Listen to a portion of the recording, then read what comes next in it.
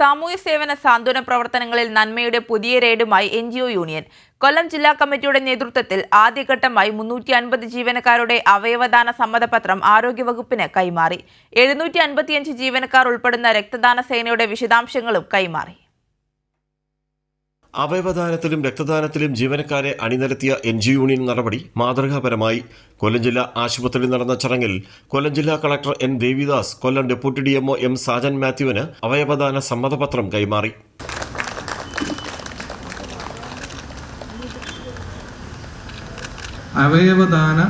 അവയവ കൈമാറ്റ ശസ്ത്രക്രിയ അല്ലെങ്കിൽ അത്തരത്തിലുള്ള ഇടപെടൽ എവിടെ എത്തിച്ചു? താലൂക്ക് ആശുപത്രിയിൽ എത്തിച്ചു.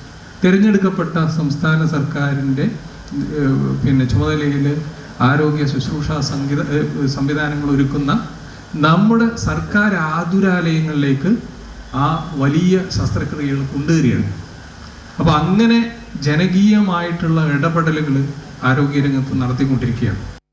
NGO യൂണിയൻ നേതൃത്വത്തിൽ ജീവനക്കാരിൽ നിന്ന് സമാഹരിക്കുന്ന തുക മാത്രം വിനിയോഗിച്ച് കൊല്ലം ജില്ലയിൽ ചവറ, കുണ്ടറ, കൊല്ലം, ചടയമംഗലം, ഇരവിപുരം മേഖലകളിലായി 5 വീട് നിർമ്മിച്ച താക്കോൽ കൈമാറി.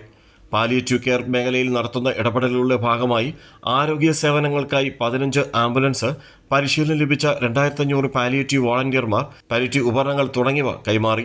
യൂണിയൻ ജില്ലാ പ്രസിഡന്റ് B. പ്രശോഭദാസ് അധ്യക്ഷനായി. സംസ്ഥാന വൈസ് പ്രസിഡന്റ് B. അനിൽകുമാർ, സംസ്ഥാന കമ്മിറ്റി അംഗങ്ങളായ CS ശ്രീകുമാർ, C. ഗാഥ, കൊല്ലം ജില്ലാ ആശുപത്രി സൂപ്രണ്ട് N. അനിത, യൂണിയൻ ജില്ലാ സെക്രട്ടറി VR. അജു, ജില്ലാ ജോയിന്റ് സെക്രട്ടറി കുഷി ഗോപിനാഥ് തുടങ്ങിയവർ സംസാരിച്ചു. കൈരളി ന്യൂസ്, കൊല്ലം.